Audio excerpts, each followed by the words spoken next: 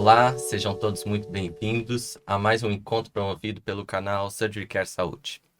Aqui nós vamos discutir assuntos pertinentes à sociedade que suscitam dúvidas. Eu sou o Wagner Mariano Jardim, eu sou coloproctologista e hoje eu tenho o prazer de receber 3 grandes convidados para a gente discutir um assunto de suma importância, principalmente quando a gente fala do cuidado do paciente cirúrgico.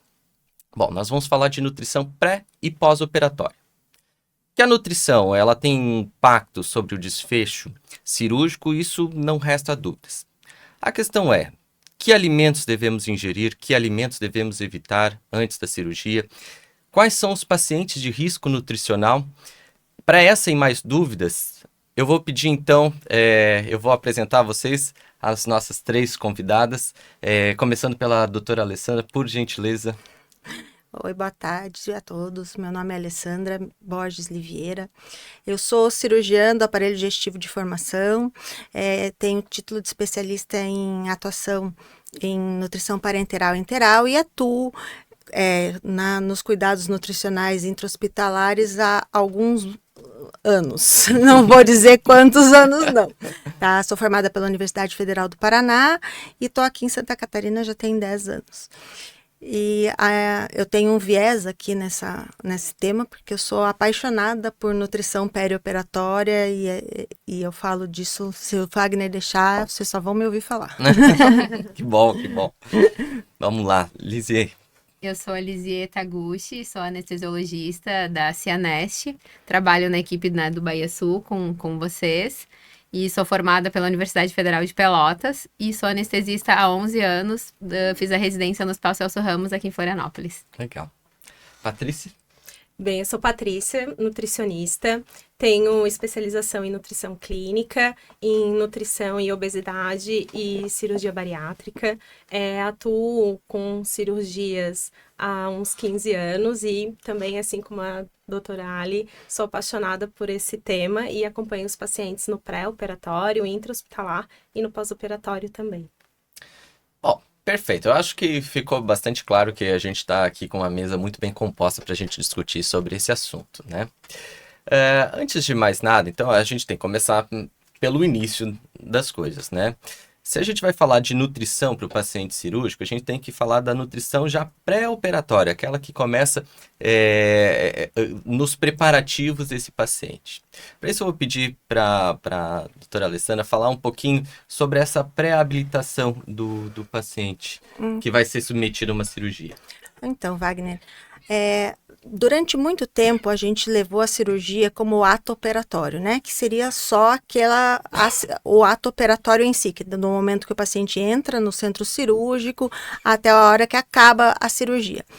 O que evoluiu nesse período, assim, desde os primórdios até hoje, né? Desde os primórdios da cirurgia até hoje?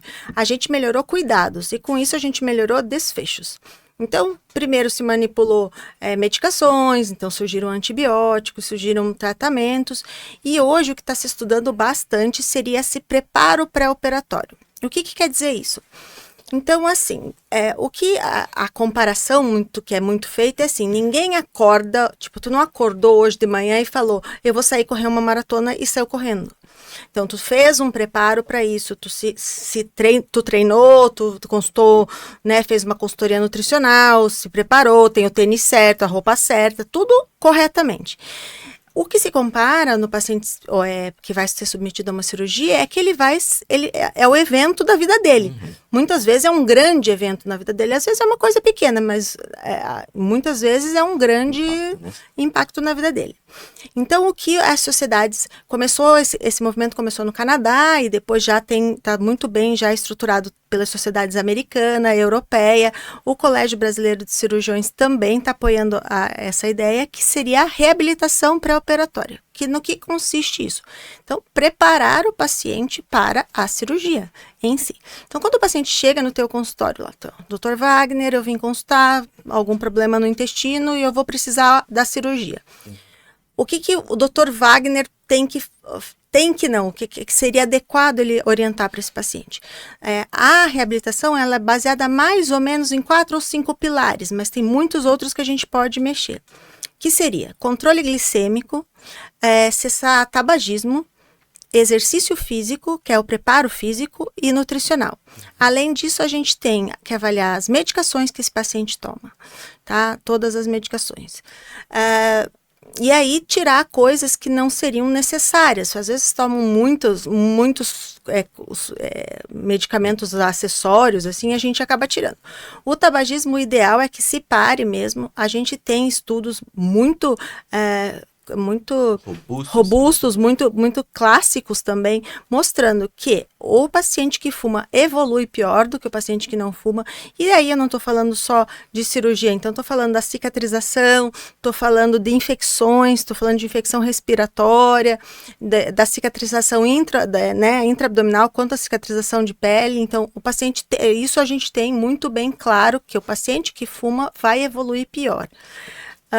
O diabético tem que estar com a sua diabetes mais controlada, o mais controlada possível, porque também um paciente com a diabetes descontrolada vai ter essa pior evolução no pós-operatório. O exercício físico. Por que o exercício físico é importante? O ideal seria se a gente conseguisse... Então, assim, ele entrou na tua primeira consulta, né? Entre a tua primeira consulta e tu pedir os exames que ele vai precisar para ele operar, ele passar pelo anestesista, ele pedir a liberação, muitas vezes, do plano de saúde, agendar no centro cirúrgico, isso vai o quê? Umas 2, 3 semanas, às vezes, né? Então, nesse período, esse paciente fazia um intensivo de atividade física, visando movimentos respiratórios, para melhorar na hora que a doutora Lizier for intubar e a hora da extubação, por exemplo, o paciente ter força de diafragma para respirar. E também de musculatura esquelética. Para quê? Para a evolução, porque a gente sabe que se ele tem essa reserva muscular, ele vai evoluir melhor no pós-operatório. E o preparo nutricional. O preparo nutricional seria identificar o paciente de risco, e daí, quando o cirurgião mesmo pode identificar esse paciente, um paciente que perdeu peso, um paciente que não está comendo bem. Às vezes a gente olha para o paciente e tu percebe, ele não precisa nem te falar, né, que ele perdeu peso. Já demonstra, né? Tu olha e vê. Então, esse paciente deveria passar por uma avaliação nutricional, e aí sim teríamos algumas coisas nutricionais para fazer antes dessa cirurgia. E esse tempo de 2 a 4 semanas, que é o que a literatura propõe, seria o ideal para que ele chegasse no momento da cirurgia o mais preparado possível para enfrentar essa agressão, né, que ele vai sofrer no corpo dele. Trauma cirúrgico. Que é o trauma cirúrgico. Perfeito. Bom, então assim, fica bastante claro que a questão pré-operatória do paciente, ela é de suma importância. O desfecho adequado da cirurgia desse paciente, o preparo dele antes é de suma importância. E dentre todas essas ações que a doutora expôs, a nutrição entra como forma, assim, nada adjuvante, na verdade, sim, como uma forma preponderante, sim, né? Um dos principais preparos que a gente precisa ter cuidado para esse paciente. Eu vou até né? dizer que foi um dos primeiros a ser estudado. Os outros vieram depois. Perfeito. A nutrição foi uma das primeiras a ser estudada, só que depois foi se vendo que só a nutrição... Claro, ela já melhorava, mas sim, se a gente conseguisse melhorar mais coisas, a gente tenha resultados melhores. Perfeito. E importante, nessa primeira consulta do cirurgião, ele já deixar o paciente ciente de tudo isso. Sim, sim. Porque existem muitos mitos que envolvem a cirurgia. Então... mitos, dúvidas, né? Dúvidas, sim. Justamente, isso inclusive justifica o nosso encontro hoje. Exatamente. Né? Acho que é um assunto que fica muitas vezes entre os profissionais e é pouco passado para o paciente não tem a mínima noção. Exatamente. Com certeza. Bom, elencamos várias ações importantes dentro do cuidado pré-operatório desse paciente. Eu gostaria de ouvir, sim, da parte da nutrição propriamente dita. Por que a nutrição ela é tão importante nesse cuidado do paciente? Onde é que a nutrição entra como um pilar importante? Então, o paciente candidato à cirurgia, né, ele deve, desde o início, como a doutora Ali falou, já passar por uma triagem nutricional. Essa triagem nutricional, ela pode ser feita pelo próprio cirurgião, e é importante aqui também que os nossos pacientes saibam o que seria essa triagem nutricional, né? A gente tem vários formulários para avaliação do risco nutricional, mas o mais comumente utilizado, ele engloba um score de uma pontuação de 3 pontos, que somente a cirurgia já pontua 2 pontos. Ou seja, né, então o paciente, independente do estado nutricional, se ele vai para uma cirurgia principalmente de grande porte, ele já vai pontuar 2. E a gente tem mais outras 2 perguntinhas que são super importantes, que é a questão da diminuição da ingesta alimentar, né, principalmente nos últimos 3 meses. Então, é um paciente que às vezes comia, vamos supor, 5 colheres e começa a regredir. Agora eu como 4, agora eu como 3, comia 3 pães, agora eu como 1. Então, vai reduzindo essa quantidade de alimentos. Às vezes comia 5, 6 vezes ao dia, agora come 2 refeições ao dia, né? Muitas vezes por alguns sintomas gastrointestinais, né, dor abdominal, diarreia, náuseas, vômitos, né, também impede muitas vezes de se alimentar e acaba tendo essa perda de peso. E muitas vezes também a própria consistência da dieta. Antes comia alimentos sólidos e começa a ter dificuldade. Aí o paciente começa a comer alimentos mais liquidificados, mais líquidos, e com isso a gente vai diminuindo o aporte nutricional. Então a gente precisa identificar essa baixa ingesta alimentar. E, consequentemente, a segunda perguntinha desse formulário de triagem nutricional é realmente a perda de peso, né? Não intencional. Isso que é importante, né? Porque muitas vezes tem pacientes que estão fazendo algum tratamento clínico para perda de peso. O próprio bariátrico, né? Ou o próprio bariátrico, exatamente, que daí é uma perda de peso monitorada, né? Perfeito. É um tratamento, ele está sendo acompanhado por profissionais. Então, é importante destacar que essa perda de peso seria não intencional, principalmente também nesses últimos 3 meses. Então, se a gente tem um paciente com diminuição da ingesta alimentar, com uma perda de peso prévia não intencional, associado ao risco cirúrgico, esse paciente já está em risco nutricional, né? Então, dando uma pontuação, o próprio cirurgião, o clínico que acompanha, ou até agora o paciente, né, vendo o nosso podcast, já conhecendo, né, já vai poder se analisar, olha, talvez eu precise de uma avaliação nutricional mais especializada. Aí sim, encaminhar para o nutricionista, que daí, numa avaliação, a gente consegue fazer todo esse detalhamento, né? Então, a gente consegue detalhar todo o hábito alimentar, como é que ele está se alimentando nos últimos meses, nas últimas semanas, o que ele consegue ingerir, o que ele não consegue, o tipo de alimento. Então, a gente vai fazer toda uma investigação do hábito nutricional atual, né? Depois disso, a gente vai fazer a avaliação antropométrica desse paciente. Então, definir o IMC, né? Dar o diagnóstico nutricional, se ele está com desnutrição, se ele está eutrófico dentro do peso ideal, se ele tem um sobrepeso, se ele tem uma obesidade, né? E, a partir daí, também avaliar a massa muscular, também, que nem a doutora Ali comentou, que é fundamental, né, para diminuir o estresse, né, e os riscos cirúrgicos. A gente tem ferramentas também para fazer essa avaliação, né, então a gente consegue com equipamentos, né, específicos para avaliar a quantidade de massa muscular que a gente tem, e também outros equipamentos a gente consegue avaliar a funcionalidade dessa massa muscular, que também vai ser importante para um pós-operatório, né? E depois disso tudo, né, a gente fez a avaliação da alimentação, deu o diagnóstico nutricional, fez a avaliação antropométrica, a gente vai calcular as necessidades desse paciente. Quanto que ele precisa de caloria, quanto que ele precisa de proteína, de vitaminas, de minerais. E daí a gente vai propor um plano alimentar adequado, né?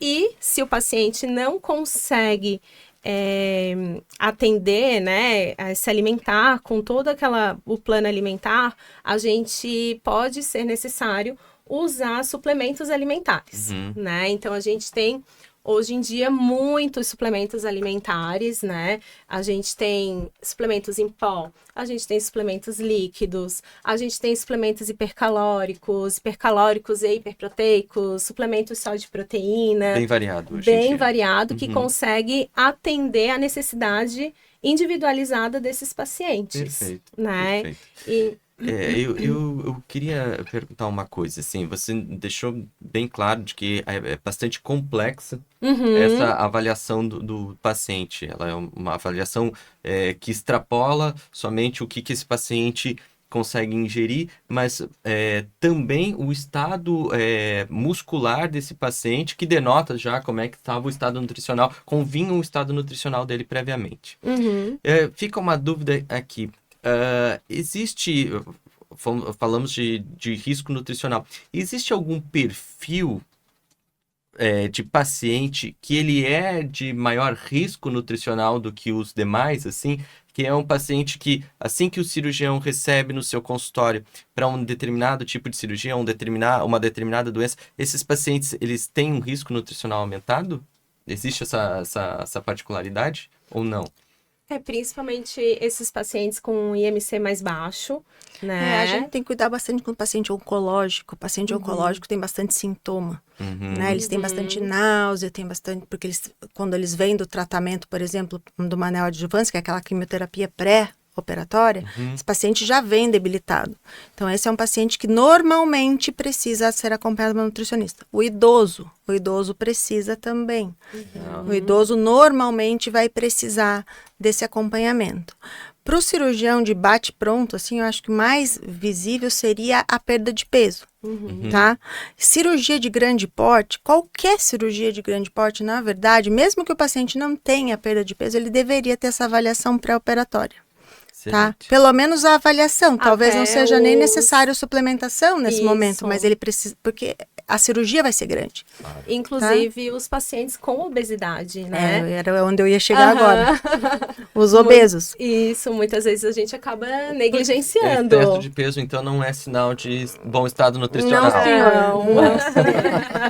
Muitas vezes é o paciente que é negligenciado justamente porque ele é obeso. Ele come bastante, mas tu já viu o que ele come? Sim. Já prestou atenção? Infelizmente, eles comem muita coisa, muita caloria e pouca coisa que agrega mesmo aporte nutricional.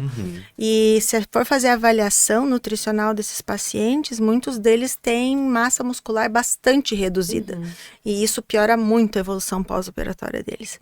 Alguns têm anemias, alguns têm deficiências vitamínicas bem importantes que, se corrigidas pré-operatório, o pós-operatório vai ser muito mais tranquilo. Bem mais tranquilo, com certeza. Às vezes a obesidade também está relacionada com diabetes. Isso, relacionado com diabetes. Voltamos ao controle glicêmico, Exato. Que é uma importância, lógico. Então, assim, existem alguns perfis que tem que acender o sinal vermelho logo de pronto, né? E, assim, a gente aqui nem falando tanto de educação do profissional, mas a educação do paciente, para que o paciente se prepare para esse momento também, né? Que como a doutora colocou, às vezes é o momento mais importante da vida dele, né? Então, isso é de suma importância. E muitas vezes a gente vai fazer essa triagem nutricional já na internação hospitalar, né?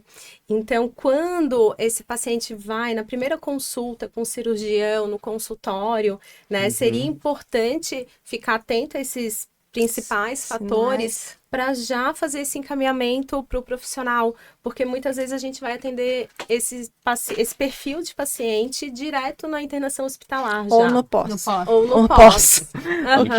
E daí vem assim, agora você precisa fazer alguma coisa. Me ajuda. Como se o paciente tivesse surgido do absolutamente nada, Exato. Não houve preparo nenhum, né? Aí é literalmente colocar o paciente como um atleta para correr numa maratona de 10, 25 quilômetros, né? Sem treinar. Sem treinar. Dentro do paciente que foi avaliado com risco nutricional, vocês poderiam elencar algumas estratégias que se utilizam no cuidado desse paciente? O que esse paciente, não digo nem dicas assim, mas o que vocês costumam fazer, o que pode ser feito dentro do consultório para que o paciente se prepare para esse momento, né?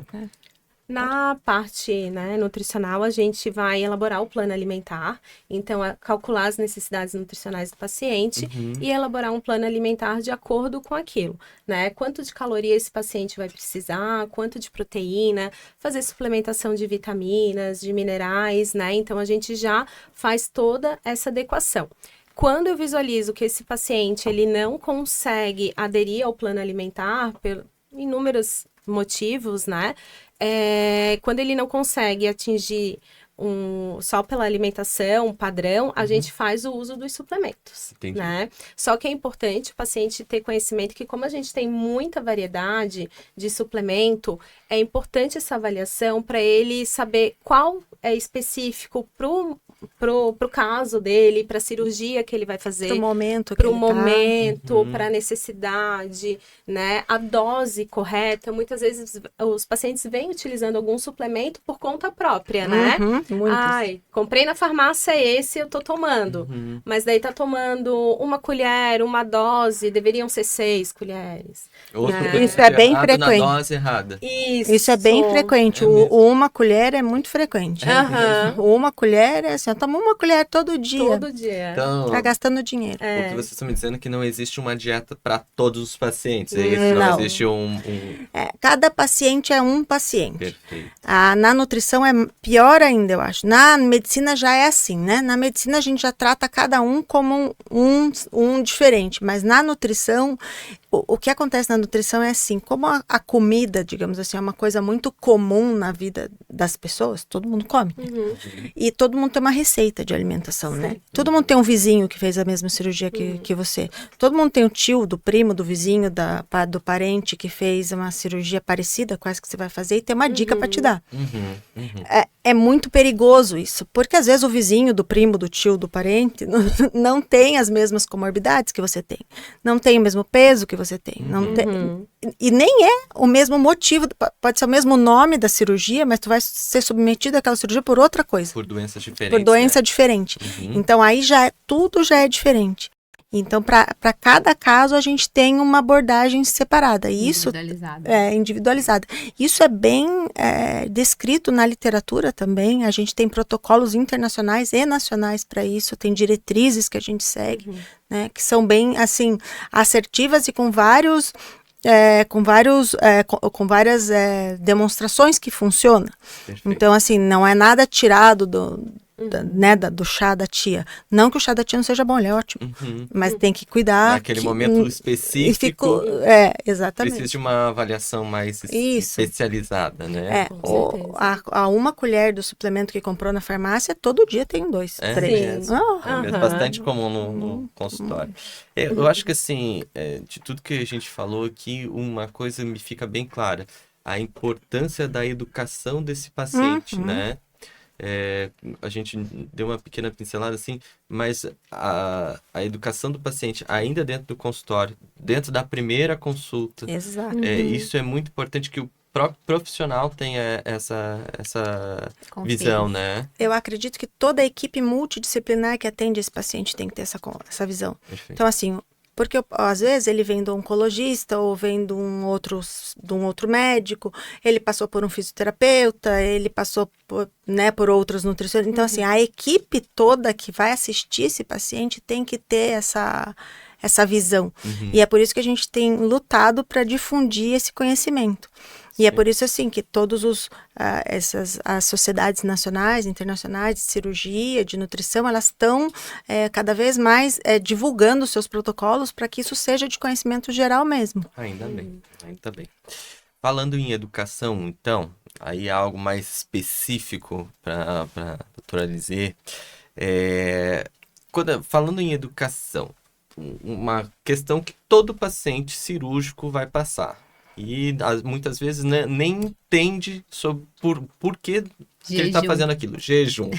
Jejum. Me conta mais. Por que o paciente precisa de jejum para a cirurgia? Os pacientes, né, a gente sempre tem que reforçar a importância. A principal razão pela qual a gente faz o jejum é para evitar que o paciente tenha um evento de broncoaspiração, né? Porque, assim, os pacientes dizem, eu vou operar meu olho, por que eu preciso ficar em jejum? Eu tô com uma fratura no pé, por que eu tenho que ficar em jejum? Né? Então, assim, quando administramos as medicações anestésicas, elas vão, né, proporcionar relaxamento, diminuição da ansiedade, né? Vão levar o paciente à inconsciência e isso também vai fazer com que relaxe o esfíncter do estômago, né? Esofágico inferior.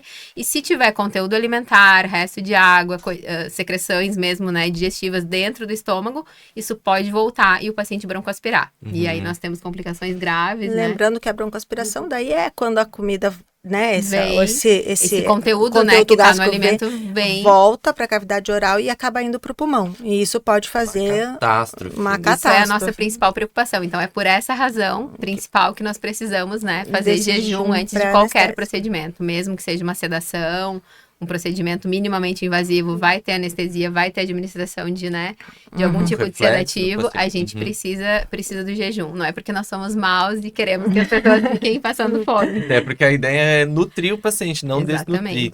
E aí, colocando essa questão, jejum é necessário e extremamente importante. Quanto tempo de jejum? Varia? Então, como é varia, que é isso? Isso varia. Então, assim, antigamente, né, a doutora Ali pode me ajudar, eram jejuns mais prolongados, né, e 12 horas de jejum, ficar... Isso tudo vem mudando, né, e vem se estudando que jejuns mais curtos podem ser feitos e isso traz muito benefício, né, nutricional para o paciente, de conforto e de recuperação pós-operatória.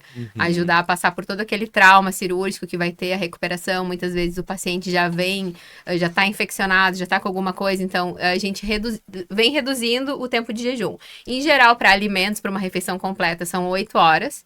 Uma refeição mais leve, 6 horas.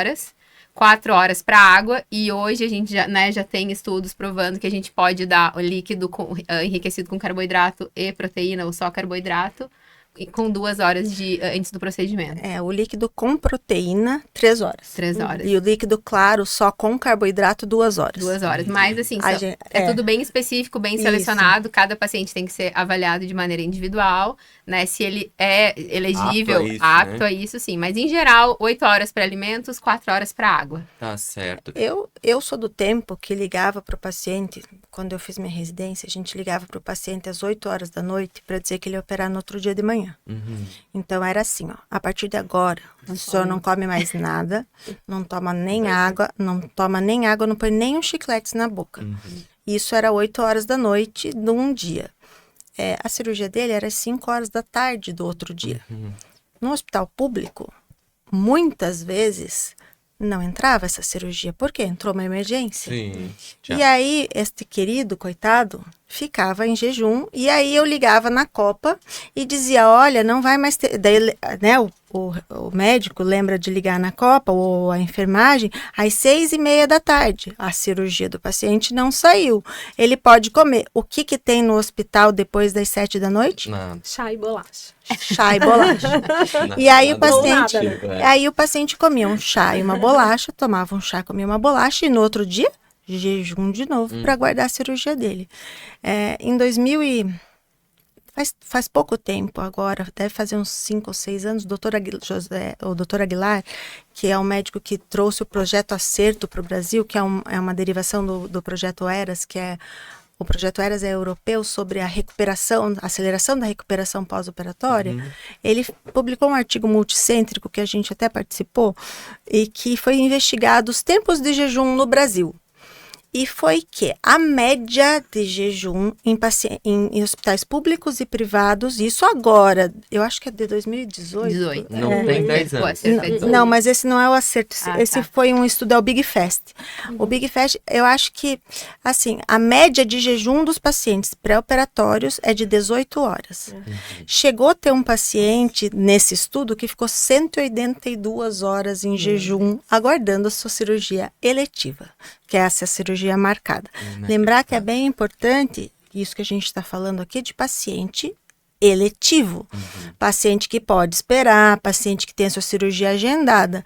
Paciente que internou de emergência, esse protocolo nosso aqui não vamos esperar para operá-lo, né? Então, só para deixar isso bem Não tem Excelente. jejum abreviado, não tem que diminuir, é jejum, e não tem tempo da gente, né? Porque é uma Claro, a emergência. emergência é maior do que Isso, risco o nutricional risco, desse paciente. o risco de vida, daí depois a gente corre atrás depois. Perfeito. Mas então, e esse estudo impactou muito. Esse estudo ele é citado mundialmente em todas as diretrizes, que se você entrar na diretriz Yugoslava de nutrição, de cuidado cirúrgico, tá lá o estudo do Vai ser Dr. Aguilar, porque ele é impactante. Sim. E pegou, assim, diversas cirurgias, diversos hospitais públicos, privados, terceirizados, universitários. Extrapolando o hospital público, né? Sim. Foi uma amostra mais fidedigna da Isso, realidade. da realidade, exatamente. E a média foi 18 horas. Assim, então, é importante, né? O jejum é de suma importância para os pacientes que são candidatos a uma cirurgia eletiva, pelos riscos que eles sofrem de não cumprir o jejum adequado. Eu acho que aqui também cabe, assim, né? A gente está falando do paciente cirúrgico, mas quando a gente fala de risco a jejum, exames como a endoscopia, Exame de né? imagem, colonoscopia, Isso é de Ressonância. suma Qualquer importância. procedimento qualquer sob anestesia. procedimento. Não é incomum, inclusive, né? A gente Não. chegar e o paciente, tomei água Agora. 30 minutos antes do procedimento. Né? E outra coisa que é importante a gente colocar aqui é que o jejum, essa abreviação, né, essa redução de jejum que a gente ela veio sendo gradativa ao longo dos anos, né? Então foi sendo estudado Sim. isso, né, doutora Lizzie? Sim. Foi sendo estudado. E a gente tem estudos de esvaziamento gástrico, que é para ver o que sobra lá no resíduo, dentro do estômago, após 6 horas, após 8 horas, e por isso que esse tempo foi diminuindo, porque foi se estudando isso ao longo do tempo. Então, E jejuns prolongados demais até aumentam a quantidade de secreção gástrica. porque a secreção gástrica, porque Sim. o organismo começa a liberar a secreção do organismo. Sim. Suco gástrico, suco pancreático, suco O biliar. paciente Tanto que- desidrata Sim. também, né? Vai E precisar aí- de mais fluidos, provavelmente. E assim, na operação. reduzindo o jejum, a gente consegue. O que a gente viu, né? O paciente que fica muito tempo em jejum, que ele fica irritado, estressado, desidratado, nervoso. Então, assim, ele tomar aquele líquido ali a 2 horas, ou 3, ou 4, que seja, antes da cirurgia, dá uma sensação de conforto para ele. Bem E maior. quando ele acorda no pós-operatório, ele tem uma recuperação mais tranquila. Perfeito. E além de toda a cascata inflamatória, não tô nem entrando nessa parte bioquímica, que é uma parte bem complexa, que também é reduzida. Mas é o caso ali da maratona, né? Da maratona. Ninguém vai Resistência correr. insulínica também, Reduz bastante. Ninguém vai correr uma maratona em jejum. Não. Né? Sim. Mas também não fazem uma super refeição. Lógico, não come feijoada antes da Então, corrida, né? É tudo, mas e também como na maratona é um estudo, tudo foi se vendo. Não dá para eu comer uma feijoada e sair correndo, assim como eu não posso ir sem comer nada. Eu preciso ter um combustível. Esses líquidos, porque assim, o que para o paciente, de um modo rotineiro, é a alimentação geral, 8 horas, leve, etc e tal. Esses líquidos enriquecidos com carboidratos, com proteínas, eles são de uso exclusivo intra-hospitalar? A gente pode... Como a gente faz Não, isso? eles podem ser comprados, né, Paty? Consegue. A doutora Lizia também pode dizer. A gente tem fórmulas específicas e fórmulas já Pronto. prontas para isso. Uhum. Então, a gente orienta o paciente, Prescreve, né? O paciente vai receber a prescrição, né, no pré-operatório, na avaliação pré-anestésica, se ele for candidato, tiver dentro dos critérios, não tiver, né, coisas que excluam ele de poder receber isso, ele vai receber essa prescrição na avaliação pré-anestésica. Perfeito. Então, assim, a avaliação, além da avaliação nutricional que esse paciente tem que ter antes da cirurgia, obviamente ele passa por uma avaliação anestésica, pré-anestésica, e aí esses assuntos Nesse todos... momento, a gente vai identificar, né, aonde que ele se encontra, as comorbidades, as medicações, né, todo o estado dele, e vai ver no que ele se encaixa, qual tipo de cirurgia que ele vai fazer para prescrever o jejum adequado. Perfeito. E aí, ali voltando na abreviação, falei que eu vou falar. Eu sou faladeira, gente. Por favor. Pode ver que o paciente que fez a pré-habilitação, que conseguiu controlar a diabetes, que parou de fumar, para eles é bem interessante. Acho que tu pode até falar sobre isso, que no intraoperatório fica mais, vamos dizer, fácil de manejar. É um eu acho paciente que mais redondo, né? É um paciente- Inclusive para recuperação pós-operatória, vai fazer uma cirurgia grande, né? no caso, cirurgias abdominais, cirurgia oncológica, ele vai ter um desfecho muito melhor no pós-operatório. Dentro da avaliação ainda pré-anestésica, o que o paciente, que medicações em geral a gente tem que tirar, que medicações que o paciente pode manter dentro dessa É avaliação? bem amplo, né, isso, assim, mas é importante que o paciente, porque muitas vezes os pacientes vêm para consulta e eles nem sabem nos informar quais medicações. Ah, é minha esposa que sabe, eu não sei, ficou lá em casa, Ó, a lista. verdinho, Então, amarelo. toda consulta pré-anestésica, né, é importante que o anestesista conheça todo o histórico, né, das doenças do paciente e as medicações que ele usa. E, assim, muitas vezes a gente faz essa consulta muito 2 dias, 1 dia antes da cirurgia. Uhum. E existem medicações que têm que ser separadas 7 dias antes, 10 dias antes, anticoagulantes, antidiabéticos orais, né? Então, Uhum. às vezes suplementos, né, que alteram a cascata da coagulação também tem que ser separado 7 a 10 dias. Então, o Perfeito. ideal é que esse paciente venha pra gente pelo menos 10 dias, uma semana antes da cirurgia, né, pro cirurgião. Isso é importante também falar para os colegas, né? Não Com mandar certeza. só na véspera da cirurgia o paciente, porque daí, hoje em dia, uma medicação que está muito em alta, né? É o Ozempic. Ozempic, O né? Ozempic Uhum. tem que As parar 15 pacientes de dias. cirurgia plástica, a maioria, todas chegam usando. Ah, eu vou operar depois de amanhã e eu tô usando Ozempic. Não pode. Aí aquele estresse, porque hoje 21 dias. 21 dias e essa paciente não é candidata a jejum abreviado. Porque é uma ela faz- medicação que retarda o esvaziamento gástrico, né? Perfeito. E De maneira muito importante. pouca gente sabe disso. Não, É. imagino, né? Isso gera um estresse enorme, né? Porque a pessoa se programa, ela, né? Eu vou colocar minha prótese de silicone, eu vou fazer a minha lipo depois de amanhã. E ela veio para consultar comigo hoje. E Perfeito. aí eu tenho que suspender essa cirurgia, é um estresse gigante. Prorrogar para pessoa- daqui a 21 dias. Então, Sim, isso é gera um de suma estresse importância que a gente com o leve isso. cirurgião, com a paciente. Hoje em dia, sim, os cirurgiões plásticos já estão, né, mais acostumados, habituados, Uhum. mas é importante difundir essa informação para todo mundo, porque é É, uma essa- medicação que está sendo muito certeza. usada. Não, né? e porque ela é usada, o paciente chega na farmácia e pede, né? Off-label, Não precisa ninguém Prescrição. prescrever, então. Se torna perigoso. E é inclusive. importante que o paciente conte que ele está tomando. Sim, Porque a porque gente. infelizmente tem pacientes ainda que omitem, né, medicações e coisa, e aí se tiver uma complicação, né, vai ser pior para todo mundo, né. Com certeza, com certeza. Muito bem. Partimos então.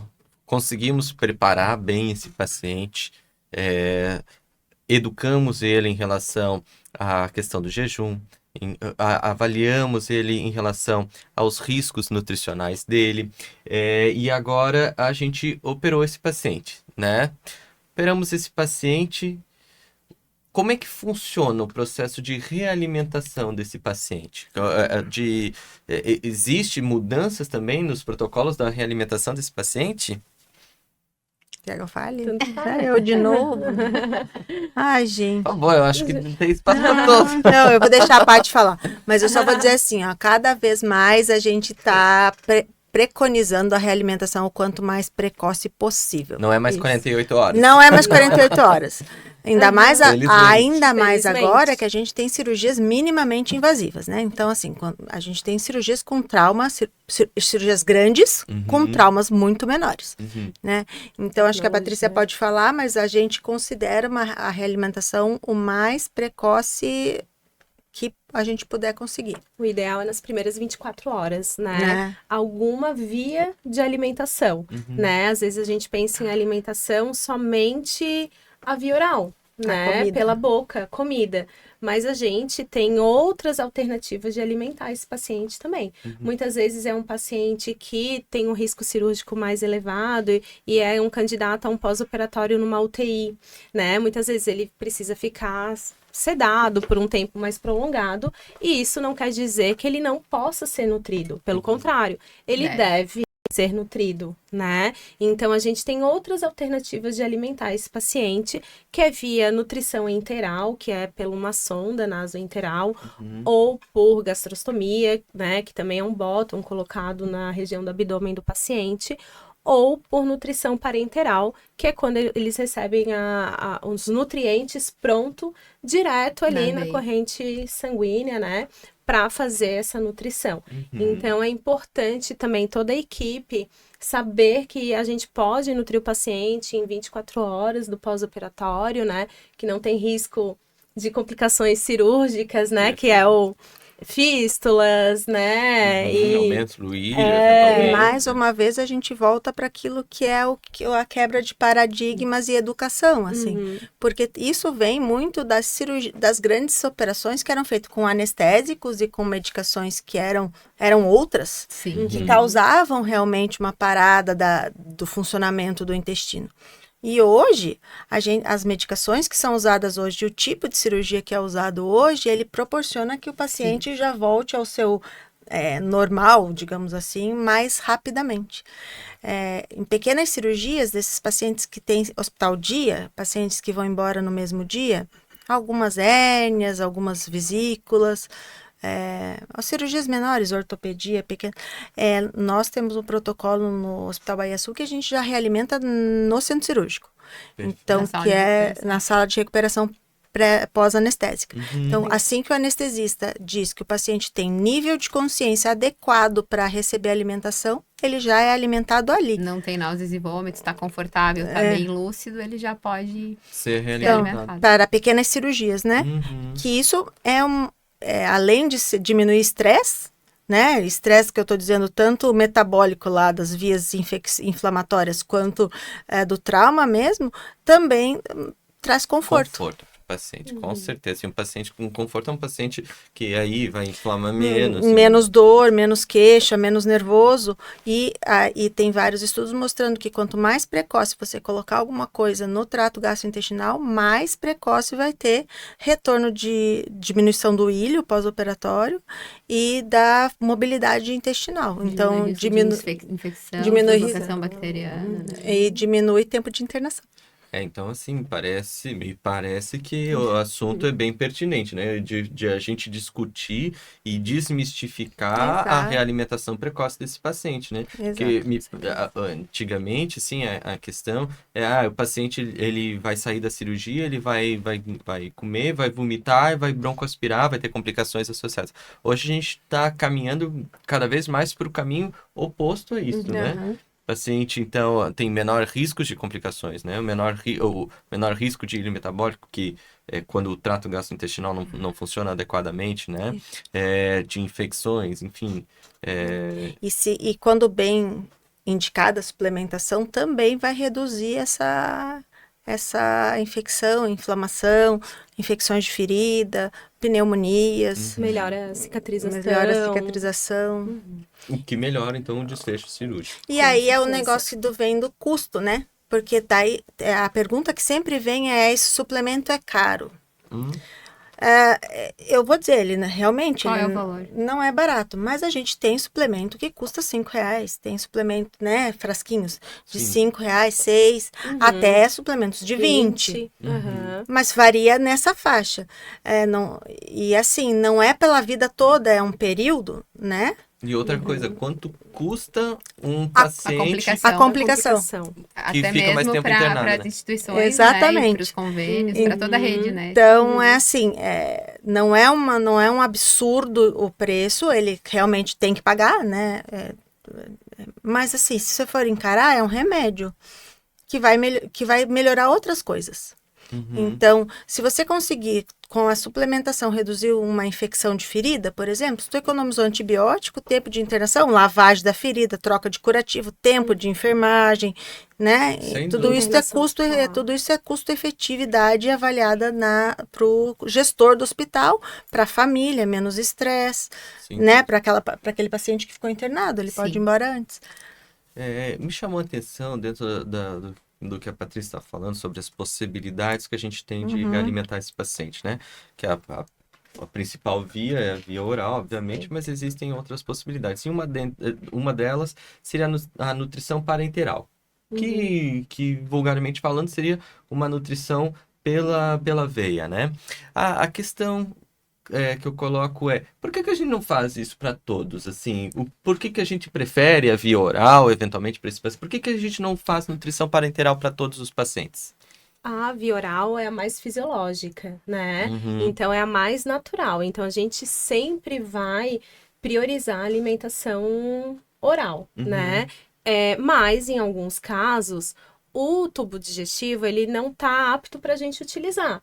ou por ter alguma estenose, né, tá muito fechadinho, ou por uma obstrução, ou por um procedimento cirúrgico, né? Então, às vezes a gente não consegue que o alimento entre pela boca e passe pelo tubo digestivo. Então, como que a gente nutriria esse paciente, né? Então, hoje a gente tem essas dietas, né, especializadas, que já vem tudo prontinho ali para o paciente, né? A glicose, aminoácidos, os lipídios, vem pronto para administrar. Mas tem um risco grande, né, de infecções. Na né? verdade, a gente tem que ter bastante cuidado com a manipulação, né? A nutrição parenteral, ela só é administrada por um enfermeiro, porque justamente por ela ter uma alta carga de glicose, ela pode contaminar muito fácil. Então, a gente tem que ter bastante cuidado com o manuseio dela. Mas, de maneira geral, ela é bastante segura. Ela é uma nutrição um tanto quanto jovem. Tá. Digamos que ela foi, não criada, mas foi introduzida assim, em 1960 pelo Dr. Dudrick, que foi quem difundiu, né, a nutrição parenteral. Então, ela falando de séculos de humanidade e de medicina, é um medicamento jovem.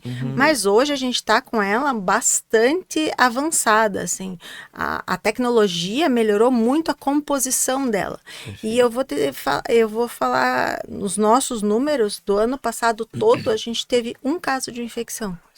Então, e a gente tem pelo menos 3, 4 pacientes por semana, não. Em uso. Sempre tem alguém com parenteral. E é bem raro já a infecção associada a ela por causa dessa melhora. Perfeito, perfeito. E ela deve ser usada, né, durante a internação hospitalar. O problema é que a gente dificilmente consegue mandar esse paciente para casa. Existem programas de internação domiciliar com nutrição parenteral, mas é um pouquinho mais complicado. Não é um caso de exceção, né? Para o paciente que precisa naquele momento, mas não é o corriqueiro. Na realidade do Brasil ainda, internação domiciliar. Né? Na verdade, depende. São Paulo tem bastante. Aqui, São Paulo tem bastante experiência. Rio de Janeiro tem. Acho que Porto Alegre tem também. Tem algumas cidades. Brasília, eu conversei com alguns médicos semana passada que tem também, mas são poucos. Não é uma coisa que assim é muito corriqueira, justamente pelos cuidados que precisa ter com a higiene, com a manipulação. Perfeito. Ela tem que ser bem avaliada, não é uma coisa assim fácil de fazer. Uma coisa que é muito importante, né? Assim, a gente falou ali da parte do cuidado pré, falamos do cuidado pós, mas tem a parte do intraoperatório também, né? Existe um espaço para a gente discutir a questão da nutrição dentro do intraoperatório, no sentido que, assim, a hidratação, existe algumas coisas que o anestesista ele faz durante a cirurgia que pode melhorar a aceitação desse paciente da dieta no pós-operatório? Evitar a hidratação excessiva, né, doutora? Sim. Mas assim... A gente repor, né, o que precisa, se o paciente estiver sangrando, né, coisa assim, mas se não é evitar a hidratação excessiva, que antigamente também se era mais, né, assim... Mais agressivo. Mais agressivo com a administração de líquidos, né, hoje em dia a gente procura ser mais restritivo. Que a gente sabe que o excesso de líquido na internação, né? O líquido ele entra pela veia e ele vai extravasar, ele vai para o corpo. Se a gente tem uma baixa proteína, por exemplo, ele não vai ficar dentro do vaso, ele vai extravasar pelos tecidos. E com isso ele pode fazer um edema, que é aquele inchaço, né? Aquele que fica gordinho, a gente vê no pé, assim, na perna. Se tem na perna, tem no estômago, tem no intestino, tem no rim, nas anastomoses. Então, isso é ruim para todo mundo. Então, o anestesista hoje está bem mais cauteloso, né? E outra coisa que também eles têm mudado bastante e causa bastante náusea, tá? paciente que sai quanto mais volume ele faz no intraoperatório, mais náusea ele tem depois.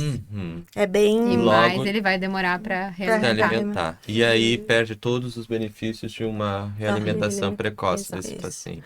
E a outra coisa que o anestesista que tu pode falar também, que eu acho que é importante falar, é a analgesia, Sim. né? Que algumas medicações fazem Sim, a parada do trato gastrointestinal. Sim, evitar, né, o uso excessivo de opioides. Opioides são o quê? Que medicações podem ser ditas? Morfina, fentanil, né? Toda anestesia geral, principalmente, a gente vai usar algum tipo de opioide, né? Uhum. De ação mais rápida, de ação mais demorada. Então, assim, hoje a gente procura fazer a analgesia de outras maneiras também. Utilização dos bloqueios, né? Tanto de neuroeixo quanto os bloqueios de plexo e diminuir o uso de opioides. Isso Algo também muda o desfecho. bem multimodal, assim, né? A gente tem... Hoje caminhamos, então, para diversas situações para fugir do clássico que antes não dava tão certo quanto a gente achava que dava. Que dava. no fim das contas, né? Na verdade, dava certo naquela época, né? Uhum. Hoje a gente consegue dar mais certo. Legal, Sim. legal, muito bom. Acho que terminada a cirurgia, preparamos o paciente, cuidamos com as medicações, a hidratação dele no intraoperatório, conseguimos realimentar esse paciente precocemente. Acabou por aí? Não. Jamais. Jamais. Não se livra do cuidado nutricional nunca. é isso? Não, a gente é muito apegado. A gente é muito apegado. Aí Qual a vem importância a disso? outra fase, né, que é a reabilitação desse paciente, né? Como que esse paciente vai voltar para casa depois de um procedimento cirúrgico, de uma internação hospitalar. Então, ele tem que voltar próximo ou até melhor do que quando ele internou, né? Então, esse acompanhamento, ele acaba sendo feito durante a internação hospitalar, né? A partir do momento que é liberado a via de alimentação, tanto oral, interal ou parenteral, a gente já inicia a alimentação desses pacientes e daí vai progredindo de acordo com a liberação e as progressões de dieta. Muitas vezes começa com uma dieta líquida, para uma consistência pastosa, até a gente conseguir chegar na dieta livre, consistência normal. E lógico, toda a parte da suplementação que foi feita no pré-operatório, a gente vai ter que ajustar para o pós-operatório. Não quer dizer que será feita a mesma, né? Então, muitas vezes no pré-operatório a gente vai utilizar alguns tipos de suplementos. No pós-operatório, talvez a gente vá precisar modificar esse tipo de suplemento, a forma que é utilizado, né? Se é líquido, se é pó. Dependendo do tipo de cirurgia, a gente vai precisar suplementar vitaminas, minerais, porque pode alterar o trânsito do intestino e com isso a absorção de vários nutrientes que antes eram normais podem ficar comprometidos no pós-operatório. Então, a gente precisa ajustar tanto na alimentação quanto a suplementação do pós-operatório. Perfeito. E isso a gente mantém durante a internação, a orientação da dieta e a suplementação na alta hospitalar e o acompanhamento depois no consultório também é importante para recuperar se teve perda de peso, recuperar o peso, melhorar a massa muscular, né? E o paciente ter uma melhor qualidade de vida. A ideia é voltar o paciente funcional, né? O paciente voltar ao mais próximo da sua vida normal, que seria a sua funcionalidade, o mais rápido possível.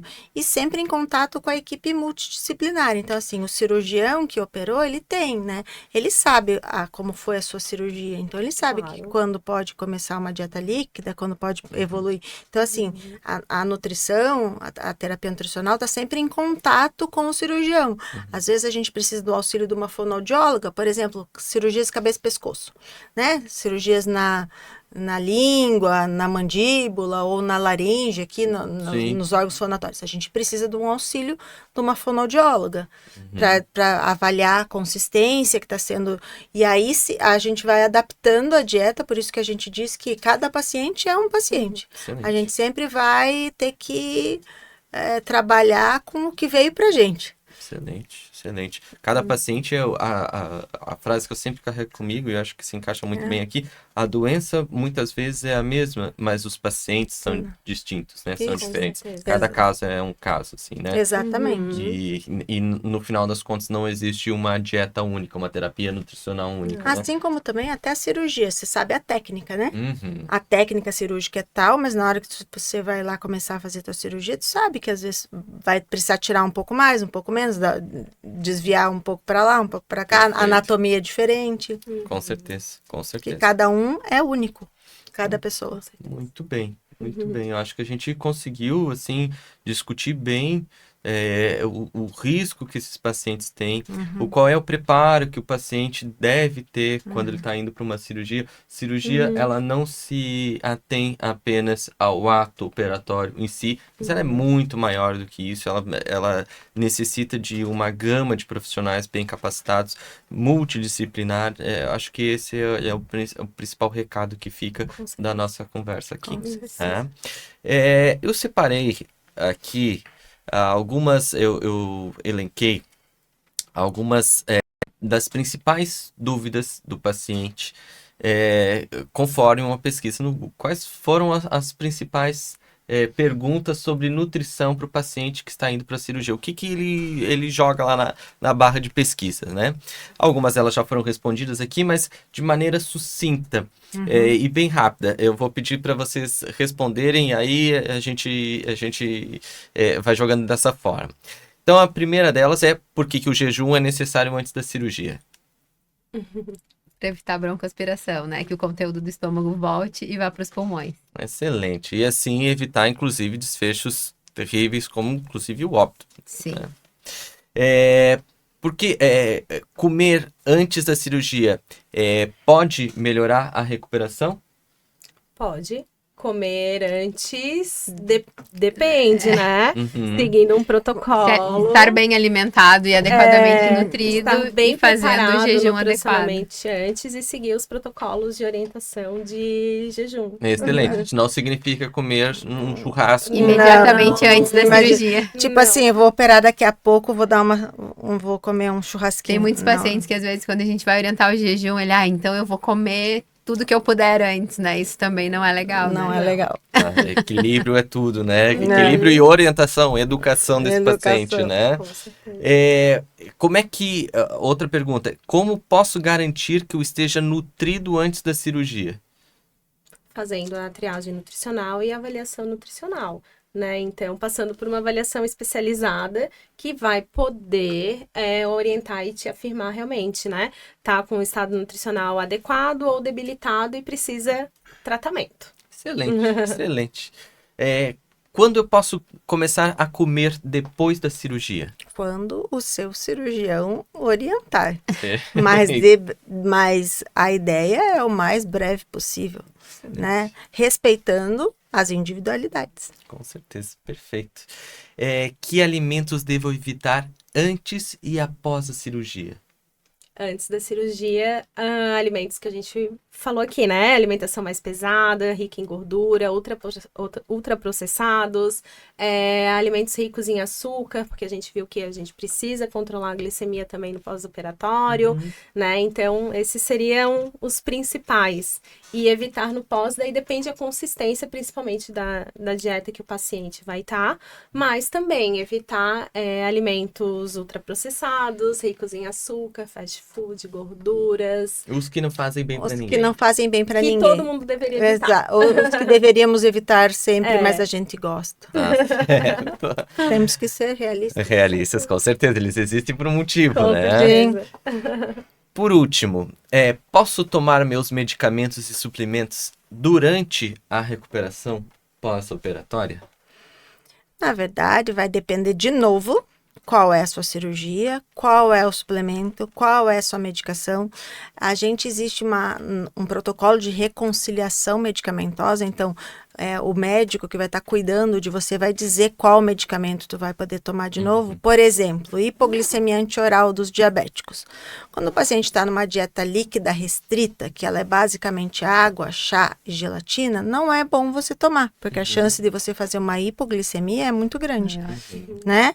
Então, você vai ser orientado pela equipe que está lhe tratando ao que você vai poder tomar a cada momento. E por isso que é importante que eles digam pra gente o que eles estão usando. Tudo que eles usam, certinho. Tudo que eles usam pra gente poder tanto parar no momento Sim. certo, quanto retornar no momento adequado. Exatamente. Perfeito. Muito bem. Eu acho que ficou, assim, bárbaro a discussão. Acho que ficou bem Muito bom. informativa. Gostaria de agradecer cada um de vocês essa situação, assim, a se propor a vir aqui, aceitar o convite. Foi fantástico. De verdade. Muito obrigado. Foi bem bom. A gente A agradece. gente que agradece. Foi muito legal. Agradecemos a você também que nos acompanhou até o final, a mais um desses encontros, que é muito prazeroso realmente fazer enfim, é informativa. A ideia é a gente trazer informações de qualidade para o nosso paciente, em tempos que às vezes surgem tantas dúvidas e informações tão duvidosas. Então, obrigado mais uma vez.